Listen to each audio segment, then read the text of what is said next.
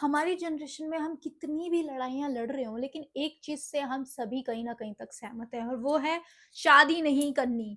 शादी का फ़ोबिया हो गया है हमारी जनरेशन के अंदर, लाइक शादी नो वे। और जब इस तरह के केसेस सामने आते हैं तब तो लगता है कि बिल्कुल सही डिसीज़न है। चाहे 3 बजे वो कितनी ही सुंदर-सुंदर रील क्यों ना आए, लेकिन शादी, ये जो पर्टिकुलर स्टोरी है, ऑफ कोर्स मेरी नहीं है। Like literally think about it, 15 साल तक तुमने किसी का टॉर्चर सहा, लेकिन वो टॉर्चर अभी भी खत्म नहीं हो रहा। ऐसा लग रहा है कि एक एंड गेम है। आज की जो स्टोरी है कंप्लीट मुझे भी नहीं पता, लेकिन मुझे जितना पता है तुम्हें समझाने की कोशिश करूंगी। एज ए वुमेन जिन्होंने मुझसे इंस्टाग्राम पे कांटेक्ट किया और उन्होंने मुझे बोला कि वो मुझसे कुछ शेयर करना चाहती हैं, तो उनको मेरा नंबर चाहिए। अब नंबर देने में ना थोड़ा सा मुझे लगता है कि यार क्या आप मुझसे इंस्टाग्राम पे ही बात कर सकते हो? उन्होंने मुझे बोला कि उन्हें मुझे कुछ शेयर करना है एंड वो इंस्टाग्राम पे नहीं हो पा रहा, उन्होंने ट्राई किया। एंड उसके बाद मैंने थोड़ा सोचा एंड फिर मुझे लगा कि ओके, लेट्स डू दिस। तो मैंने उनको अपना नंबर दिया और उसके बाद उन्होंने मुझे एक ऑडियो सेंड की। जो वो ऑडियो है वो गुजराती में है, तो थोड़ी-सी तुम्हें समझने में दिक्कत होगी। एंड दूसरा कि जो ऑडियो है वो एक्चुअली बहुत कुछ बैकग्राउंड में नॉइज़ेस चल रही है, तो बहुत ध्यान से सुननी पड़ेगी।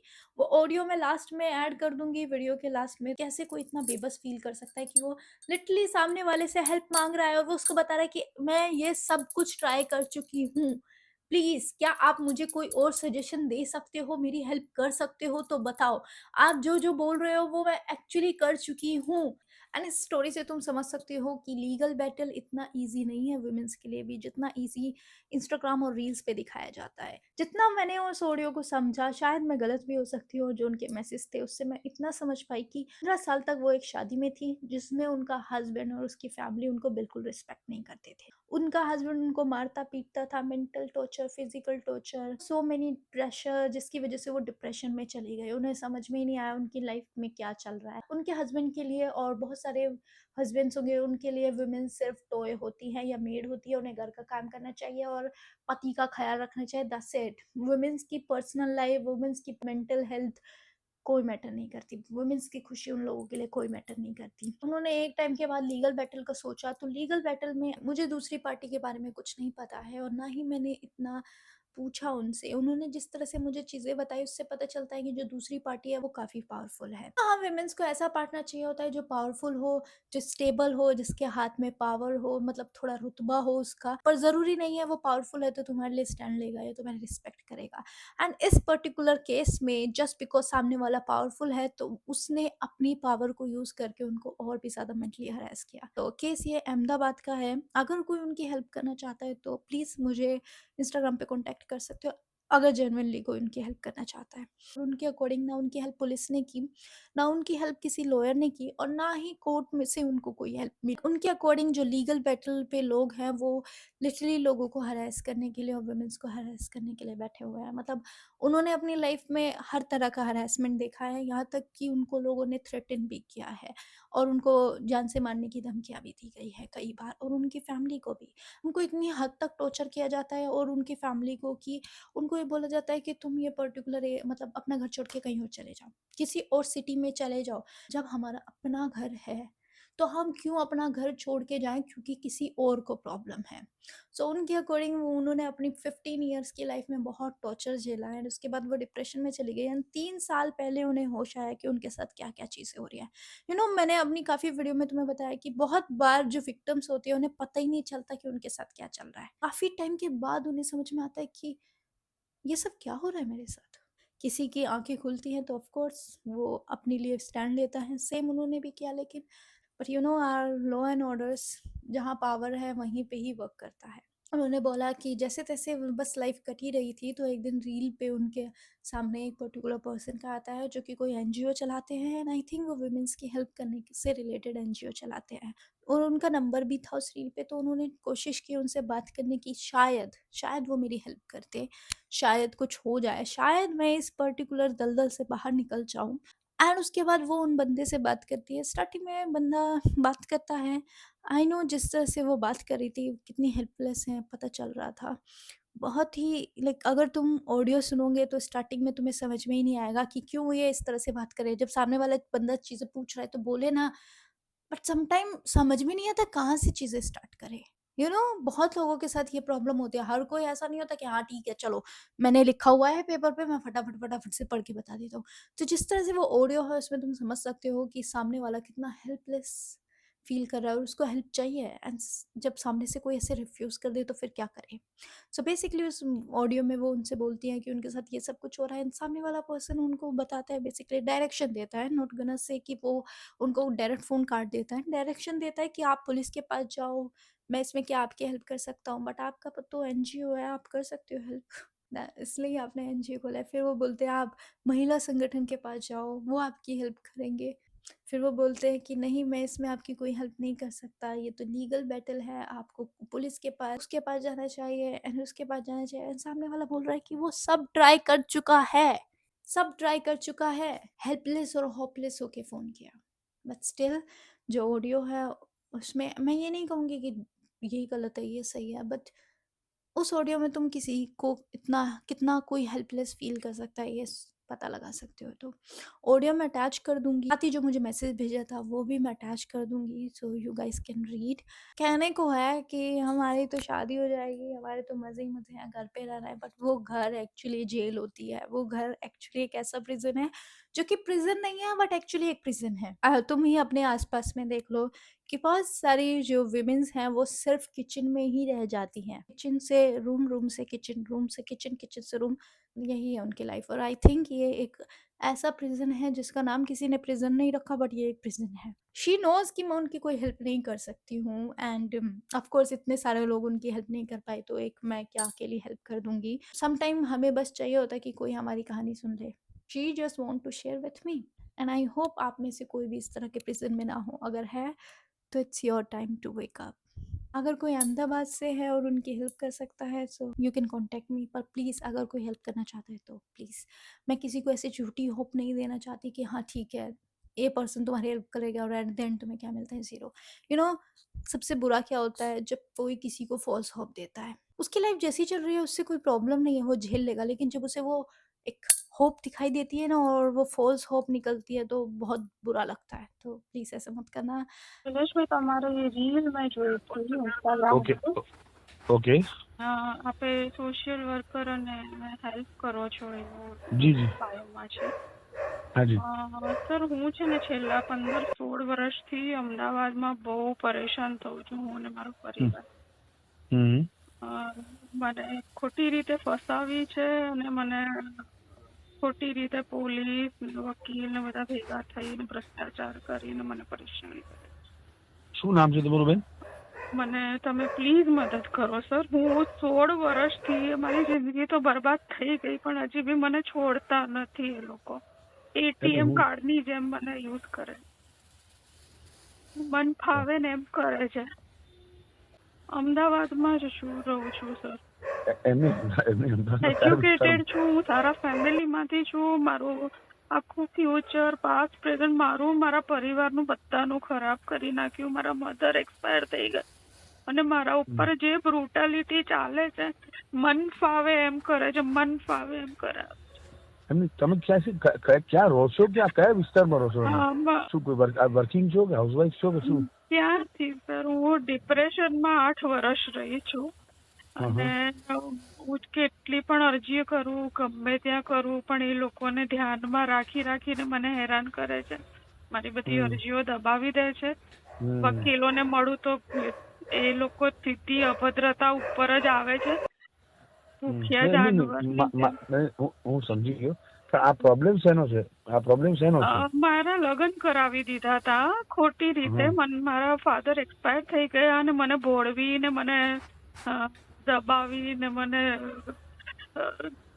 હા, લગ્ન થઈ ગયા. એટલે હું તમને બેઝિક અમુક પ્રશ્નો પૂછું છું, એમાં મને રડ્યા વગર એકદમ સ્વસ્થ મને એકદમ રિલેક્સ થઈને મને જવાબ આપો. સર હું 2000 લોકોને મળી હઈશ ને મેં બધું કીધું છે. હું માનસિક રીતે એ લોકો મને એટલી પીડા આપી, મારું લોહી ચૂસી કાઢ્યું સર, તો બી છોડતા નથી મને.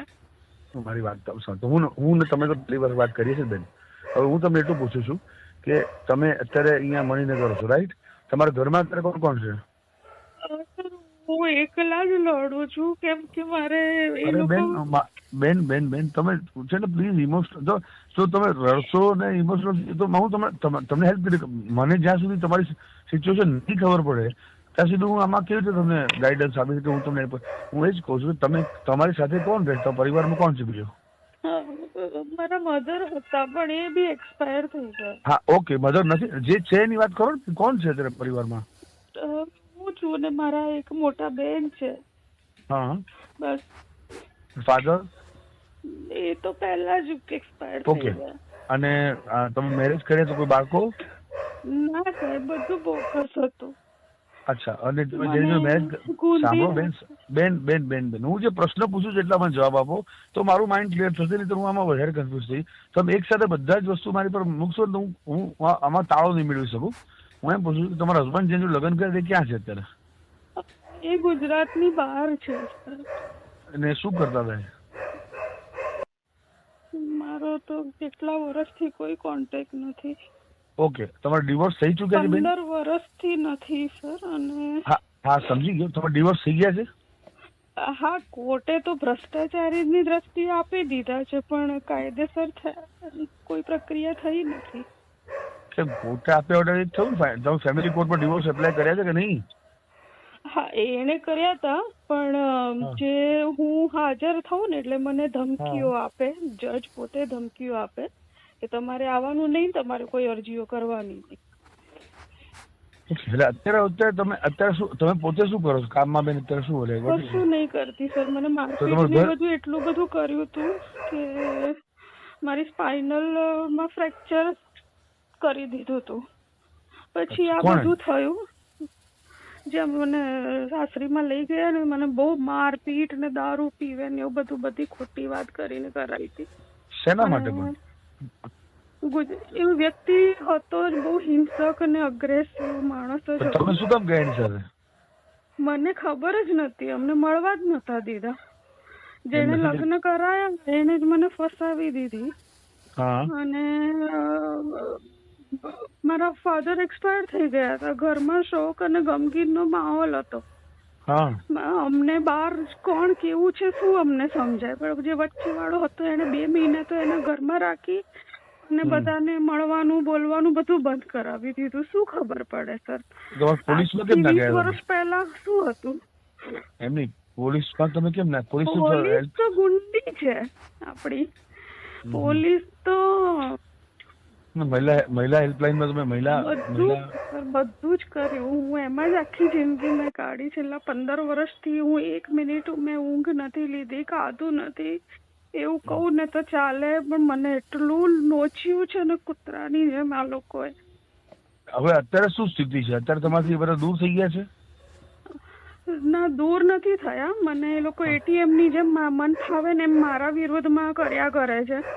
જયારે મન ફાવે ત્યારે હું જ્યાં દેખાવું ને ત્યાં મને એ લોકો પકડીને ટોર્ચર કરે છે. મને કોઈ જ તમે મને પૂછો છો ને સર પણ મારી પાસે જવાબ નથી કે એ લોકો મને હેરાન કેમ કરે છે. અને મારા વકીલો ફૂટી ગયા હતા. એ લોકો બધા ભેગા થઈ મળીને મારી ફાઇલો કેટલા વકીલો દબાઈને રાખી છે. ના ફાઇલ આપે છે ના કોઈ જવાબ આપે છે. ને મને એટલા ધક્કા અડધી રાત્રે ખવડાવે. સવારે 8 વાગે, 9 વાગે, રાત્રે 11 વાગે, બપોરે 2 વાગે. મેટર શું છે એમની? તમારે કોઈની સાથે અનબનાવ બન્યો છે કે કઈ? એને કઈ માણસો 100% બોગસ હતા અને અમે લોકો 100% સજ્જન માણસ. મારા પરિવાર એમ નથી કહેતો. તમારી સાથે વ્યવહાર કરવાનું કારણ શું કે તમારા અંદર શું થયું છે એવું કે તમારી સાથે આવું કરે છે? એટલે માણસ મેં કીધું ને વ્યક્તિ વિકૃત આખો પરિવાર હતો અને ગુજરાતની બહાર હતા. મને કોઈની જોડે બોલવા ચાલવા ના દે ના. એ લોકો ભાષા પણ બીજી બોલતા હતા. બધું છુપાયું. હવે તમે તમારી બેન સાથે રહો છો રાઈટ? તમારા ઘરમાં રહેતી નથી સર. મને અહીંયા ઘડી ધકેલીને રાખે છે કે હવે અમે લોકો કોર્ટમાં તમે સમજો કે છૂટાછેડાના જજમેન્ટ કેવા આવે બરાબર. અને કાયદેસર રીતે લેડીઝની વિરુદ્ધમાં તો લખાવાતું જ નથી. બીજાનું છોકરું પેટમાં હોય ને કોર્ટમાં આવે ને તો પણ નથી લખાતું સર. અને જ્યારે હું તમને એમ પૂછું છું કે તમે આ બધામાં કાયદાની કાયદાની તમે હેલ્પ લીધી નહીં, તમને આ બધામાં આ તો રીતસર પોલીસનો કેસ છે બેન. સર કાયદા કોના હાથમાં છે, કોણ ચલાવે છે તમને ખબર તો છે. કોણ ચલાવે? મારા કરતા તમે વધારે જાણો છો. શું? અરે બેન કેવી વાત કરો, તમારી જોડે આટલું ખરાબ થતું હોય અને તમે એમ કહો છો હું પોલીસની મદદ, કોણ પોલીસ તમારી મદદ નથી કરતો? કયા પોલીસ સ્ટેશનમાં અરજી કરી છે બોલો? બધા સર, કમિશનર સુધી ગઈ છું તો પણ મને ગોળ ગોળ ફેરવીને ટોર્ચર કરીને મૂકી જાય છે. જે સાસરીમાં નતું થયું ને એટલું ટોર્ચર મને પોલીસ કર્યું છે અને વકીલોએ કર્યું છે. હા પણ હવે આનો નિકાલ શું છે? હું તમારી શું મદદ કરી શકું બોલો? સર મને એકલા જોઈને આ લોકો મારી જોડે આ બધું કરે છે. મને સામાજિક રીતે, મને એક દીકરી અને એક બહેનની રીતે આપ મદદ કરો. શું મદદ કરું બેન? કઈ પ્રકારની મદદ મારી અપેક્ષા રાખો છો મને કહો? સર આ લોકો બધાની સામે કડક પગલાં અને ફરિયાદ થાય ને, હું બહુ જ વકીલો મળું છું સર, પણ મારી જોડે બહુ ગંદી હરકતો કરે છે. તમે મને મળશો તો હું તમને બતાવીશ પણ ખરા.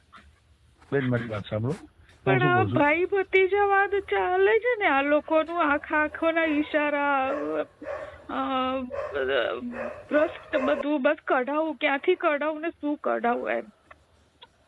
હું એમ વાત સાંભળો બેન, જો આમાં એક જ વસ્તુ છે, તમારે ખુલ્લા થઈને એકદમ કેમ છે ને ખુલ્લી હિંમત બતાવી અને બિલકુલ તમારે આ વસ્તુ માટે ફાઇટ આપવી પડશે. આ તમારી લાઈફ છે, આ તમારી લાઈફ ઉપર કંટ્રોલ તમારે મેળવવો પડશે. તમે જો વિચારતા હો કે આ લોકો મને ગમે ત્યારે ઓલું કરી શકે, એવું ના વિચારવાનું હોય. એવું કરે છે ના, પણ તો તમે હેલ્પ લો, તમે ગવર્મેન્ટની હેલ્પ લો, તમે જાઓ, તમે પોલીસ સ્ટેશન બેઠા રહો ત્યાં, ગમે તેમ કે મને મારી ફરિયાદ લો તમે. સર હું ક્રિમિનલ હોઉં ને એવું વર્તન કરે છે ને ક્રિમિનલ. તમે માનશો 10 વર્ષનો કોર્ટના કેસમાં હું એક મુદત હું મરતા ગઈ છું. મેં કોઈ દિવાળી નથી જોઈ, મેં કોઈ નવરાત્રી નથી જોઈ. હવે નિકાલ શું છે એમ કહો? સર આમાં નિષ્પક્ષ ને રેગ્યુલર જે ચાલે ને એ ચાલે. મને કચરાના ડબ્બાની જેમ એ લોકો ટ્રીટ કરે છે, જાણીને કે આની આગળ પાછળ એમ કે આના મા બાપ નથી એ બધું, એટલે કોણ બોલશે. અને હું જે ફેમિલીમાંથી છું એ મારું બહુ ડિસન્ટ ફેમિલી છે. હું એજ્યુકેટેડ છું. એ ફેમિલીમાંથી તમે કોઈ મદદ કરો ત્યારે નથી તમારા કાકા કે કોઈ માસા કે કોઈ વડીલ લેવા હોય તમને હેલ્પ કરી શકે? કોર્ટ આજે ચાલુ થાય તો કાલે કોઈ ના ઉભું રહે. તો મારે તો 10-12 વર્ષ, મારે 14 વર્ષ થઈ ગયા સાહેબ, 15 વર્ષ થયા આયા. બેન આમાં તમે પોતે જ કન્ફ્યુઝ છો કે તમારે શું કરવું છે અને તમે પોતે મારે કરવું છે, હું તમે જે કહો છો ને સર એ જ કરવું છે. મારે કાયદા પ્રમાણે ચાલવું છે, પણ એ લોકો જે ચલાવે છે ને કાયદા, એ લોકો ભ્રષ્ટ અને બસ ખાલી સત્તાની ચરબી બતાવે છે. અને મને એવું બધું નગ્નતા કરતા અને જોઈને હું થાકી ગઈ છું. અને કેમ કે એની જ ફરિયાદ એના જ માણસોને કરવાની થાય છે સર. હવે અમારી વાત સાંભળો તમે બેન, આમાં બહુ જેવી શાંતિથી, પહેલા તો તમે એવું તો તમે બહારગામ જઈ જતા રહો અહીંયાથી, તમારે કોઈ સંબંધી રહેતો ને દૂર છે? સર ક્યાં છું હું? એક લેડીઝ છું અને મેં જે 15 વર્ષથી દુનિયા, તમારા સંબંધી કોક તો ઓળખીતા હશે ને? સાહેબ હું 20 વર્ષથી તો આમાં છું. મારી આપની એજ કેટલી થઈ બેન? કોઈ દુનિયા જ નથી જોઈ મેં. આપની એજ કેટલી છે બેન? હા, આપની એજ કેટલી થઈ બેન? 40 વર્ષ થયા સર. ઓકે, હજી બેન તમે ઘણા નાના છો, જીવન બહુ મોટું છે અને યુ આર સ્ટીલ યંગ અને you can fight for your for safety, fight for your. હું માણસ છું અને હું છે ને હું બહુ સભ્ય પરિવારમાંથી આવું છું. તમારી સાથે કોઈ એવું ના હોય બેન. તમારું જીવન છે, તમારા જીવન ઉપર તમારે કંટ્રોલ હોવો જોઈએ ને. કોઈ તમને ડોમિનેટ કરી દે. આપણા સમાજમાં છોકરીને જીવા ક્યાં દે છે પહેલી વસ્તુ. એવું નથી બેન, હવે એ બધું સમય બદલાઈ ગયો. તમે બધી જૂની માનસિકતામાં હજી વિચારો છો. તમે ડીસીબી પાસે જાઓ, ડીસીબી સાહેબ પાસે જાઓ અને વુમન હેલ્પલાઇનની હેલ્પ લો. કાયદા બધા મહિલા તરફી જ છે અને જો કાયદામાં મહિલા એમ કહી દે કે મારી પર પતાડ ના થઈ શારીરિક માનસિક, તો ભલભલાને ફિટ કરી દેતા પોલીસ. પણ સર આ કેસ ઉલટું થાય છે. ઘરમાં બેઠા એને ડાયવોર્સ આપ્યા છે. હું તમને કહું છું 10 વર્ષથી હું તમને બતાવું સર. તમે જે કહો છો ને એ બહુ સાચી વાત છે કે એવું ના જ હોય. એવું હસબન્ડ સાથે નથી થતું, એવું કોઈ જેન્ટ્સ સાથે નથી થતું. એ સિવિલ કોર્ટમાં થાય છે મારી સાથે. એટલે તમે હવે આમાં સારો, કારણ કે એ લોકો મારી નાખવા માંગે છે. એ લોકો મારી ના શક્યા એટલે આ લોકો એમના હાથા બને છે. હું એમ જ કહું એમના છું, તમે તરફથી આ લોકો કરે છે બધું કે આડકતરી રીતે માણસ અંદર મુંજાઈને કંટાળીને મરી જાય કે આત્મહત્યા કરી લે કે જે કરવું હોય એ કરો, આવું લખે છે. ના હું એમ કહું છું કે તમે કોઈ સારા વકીલની સલાહ લો અને વકીલ તમને આમાંથી બચાવો, 100% બચાવશો. બસ સારો કોઈ વકીલ હોય ને, તમે કહેતા હો તો હું બી કોઈ વકીલનો તમને રેફરન્સ આપું અને તમે વકીલ થ્રુ આમાં કરાવડાવો, એ લોકોને ફિટ કરાવડાવો અને તમને જે આમાં જો તમે મહિલા છો, તમને કાયદો 100% સપોર્ટ કરશે. તમે હિંમત ના હારો અને આ વસ્તુ તમારે ફાઇટ આઉટ કરીને તમે બહાર આવવું જ પડશે અને તમે કરશો જ એવું બેન. એવું ના હોય કે આવી રીતે તમે સાવ ઢીલા પડીને તમે આમ હથિયાર મૂકી દો, એવું ના ચાલે બેન, બરોબર? એટલે બીજું આમાં હું કોઈ રોલ પ્લે એટલે ના કરી શકું કેમ કે કાયદાકીય મેટર છે. તો કાયદાકીય મેટરમાં શું હું બોલવા છું ને તો સામાજિક, મને સેફટી, મને એક સારું વાતાવરણ, મારે એ ડિગ્નિટીથી જીવવાની જે તમે કીધું સન્માનથી, એ સમાજમાં જીવવાના મારા હક છે. હું કોઈનું કાતી નથી સર. હા તો છે જ, એ હક તમે કાયદો અપાવશો. મેં છે ને વર્ષો ભૂખ્યા અને લાશ બનીને બી કાઢ્યા છે. હા સમજી ગયો બેન, સમજી ગયો. તમારી જે બી આ પ્રશ્ન છે, હું તમને એટલું જ કહું છું કે આવી ઘણી બધી કાઉન્સિલિંગ સેન્ટરો છે. તમે નેશનલ વુમન હેલ્પલાઇન કરે છે, સમાજના ગંદા લોકો જે અભદ્રતા કરે છે મારી સાથે, એ લોકોનું થવું જોઈએ ને. એ લોકોનું નહીં, એ લોકો વિરુદ્ધ તમે વાત કરો. એમ કહું છું કે મને અમારી સાથે આવું થાય છે તો મને અમારી મારા ઘરની સામે પોલીસ વાળો રહે છે સર, પેન્ટ ઉતારીને ઉભો રહી જાય છે. હા બરાબર. અને હું ચારે બાજુ પડદામાં બેસી રહું છું, પવન વગર, પ્રકાશ વગર, ઘરમાં અજવાળા વગર. તમને શું થયું છે? માનસિકતા ઉપર શું અસર થાય સર? જો બેન, આમાં તમારી જે સ્થિતિ છે, પહેલા તો તમારે એકદમ રિલેક્સ થવાની જરૂર છે. તમે એકદમ સ્વસ્થ થશો તો જ આગળ તમે કામ કરી શકશો. તમે જે રીતે એકદમ જે કરો છો એવું ના કરો. બીજું કે તમારે જે છે તમારે પોલીસ સમક્ષ આમાં તમે કેસ દાખલ કરી શકો છો અને એ લોકોને કોર્ટમાં હાજર કરશે જ અને આ વસ્તુ એ લોકોને જવાબ આપવો જ પડશે કે તમે કેમ આવું કરો છો. અને હું એવું નથી માનતો કે સાવ આવું એક તરફી ચાલે. હા સર, થાય છે ગુંડાગર્દી. ચોખ્ખું મને મોઢે કે તમારી અરજીઓ નહીં આપવાની, તો શું આપું સાહેબ? અરજી ના આપું તો કોર્ટમાં શું આપું? એ તમારો વકીલ આપશે અરજી, તમે રહેવા દો. તમે શું કામ તમારો વકીલ અરજી આપો? રોકવા જ નહીં દેતા. વકીલ મેં રોકું છું, કોઈ સારા વકીલ જાય તો એને ધમકાઈ દે છે અને બીજા વકીલ રોકું તો એ તો એમને જ ફૂટવા માટે તૈયાર હોય છે. ખબર નહીં શું થાય છે. પેલા લોકો મને કશું કહેતા નથી. મારી ફાઇલો છે સર 3-4 વકીલ જોડે. તમે કહો તો મને તમે એમાં પ્લીઝ હેલ્પ કરશો. તમે જોશો ને તો તમને ખબર પડશે કેટલા વર્ષોથી દબાઈને બેઠા છે. મને કોઈ જવાબ નથી. મારો કોઈ ફોન ઉપાડતા હું આમાં કઈ ના કરી શકું. મારી વાત મીરાબેન, આશાબેન, હું આમાં કશું જ ના કરી શકું કેમ કે આ પોલીસનું કામ છે. હું કામ કરવા જોઉં ને આમાં તો પોલીસને હર્ટ થાય કે ચાલો તું કોણ આમાં વચ્ચે પડનારો. એટલે એક જ વસ્તુ છે કે તમે આમાં પોલીસની મદદ લો અને તમને નીચલા લેવલથી તમે મદદ ના થતી હોય તો તમે એટલે એ લોકો તો એમની કામગીરી તો કરવા બેઠા છે. હર્ટ કેમ? એટલે એ લોકો લોજિક આવી રીતે જોવે છે તો એ લોકોને ખબર પડવી જોઈએ ને કે કોઈ છોકરી સમાજમાં એના ન્યાય માટે સંઘર્ષ કરે છે તો સમાજમાં તમે લોકો નાગા થઈને ફરો છો. મારી સામે પોલીસ વાળો છે સર. એટલે એવું જ કહું. હવે એને નાનું છોકરું હોય ને, જેમ ઘોડિયામાં આપણે નાખીએ, મેં એની ફરિયાદ કરી તેવું કરે છે ને. અને અહીંયા ઘડી એ લોકો આખો એનો ઘરના 12 જણા નાના છોકરાઓ જે છે ને 8 વર્ષના ને 10 વર્ષના, જેને મેં મારા છોકરાની જેમ મોટા કર્યા ને, એ લોકો મારી જોડે અભદ્રતા કરે છે. બરાબર. હું એટલું કહું છું, તમે અત્યારે આમાં કાયદાની તમે હેલ્પ લો. બીજું કોઈ આમાં બીજું નિરાકરણ નથી. કાં તો તમારા ઘરમાં કોઈ વડીલ હોય કે જે તમારી પરથી ઉભું રહેતું હોય એની તમે હેલ્પ લો. અને વડીલ ઘરના બધા જ હોય, પણ આ લોકોની જોડે પોલીસમાં એવી લોકો શું કરે? તમારી જોડે આવે અને તમારા માટે એ લોકો જ કરે છે ને પોલીસ વાળા. એ લોકો તમારે કોઈ આવવાનું જ નહીં, આ જ બોલશે એવું કરે ને મને ટોર્ચર કરી નાખે. એટલે હું એ માનસિક અવસ્થામાં રહું જ નહીં કે કઈ ફરિયાદ કરી શકું. આવું તો તંત્ર ચાલે છે. હા બરોબર. ના સાચી વાત છે. હું સમજુ છું. મારી પ્રાર્થના બેન, અને તમે જલ્દી સરકાર થઈ જાઓ અને તમે હિંમત રાખજો અને તમે જે આમાંથી રસ્તો કરવો પડે તમારા માટે રસ્તો કરજો બેન. બાકી હું આમાં અત્યારે આ પિક્ચરમાં અત્યારે ઇન્વોલ્વ ના થઈ શકું કેમ કે આ એક મહિલા તરફનું એક કહેવાય ને કે શોષણ અને પ્રતાડનાનો આખો એક કેસ છે. આમાં હું કશું જ ના કરી શકું બેન. આમાં પણ તમારે કાંઈ સામાજિક પ્રશ્ન તો ખરું ને સર, આપણા બેન, સામાજિક સમાજમાં થાય છે. આમાં ક્રાઇમ થયો છે, આમાં બેન સર, ક્રાઇમ થયો, આપણા આમાં બેન ક્રાઇમ થયો છે બેન, આમાં ક્રાઇમ થયો થાય ને ત્યારે સામાજિક કાર્યકરનું કામ છે પોલીસ બોલાવીને પોલીસને ઇન્ફોર્મ કરી દઉં કે ભાઈ આવી વસ્તુ છે. બાકી આમાં હું બીજું કશું કરવા જોઈએ એ લોકો મને ઓળખાણું કે તમે શું કામ આમાં ઇન્વોલ્વ થાવ છો, આ અમારું કામ છે, સમજ્યા? એટલે સામાજિક પ્રશ્ન ચોક્કસ છે, પણ એ વસ્તુ હવે આ કામ પોલીસનું છે કે તમારી પાસે આવી રીતે બળજબરી થતી હોય તો પોલીસે આમાં કાર્યવાહી કરવી પડે ને બેન. તમે મીડિયામાં જાઓ, કોઈ મીડિયા ચેનલને કોન્ટેક્ટ કરો કે ભાઈ આવું થાય છે, એ લોકો તમને હેલ્પ કરશે આમાં. મીડિયા વાળા પૈસા માંગે છે સર, એવું હોય.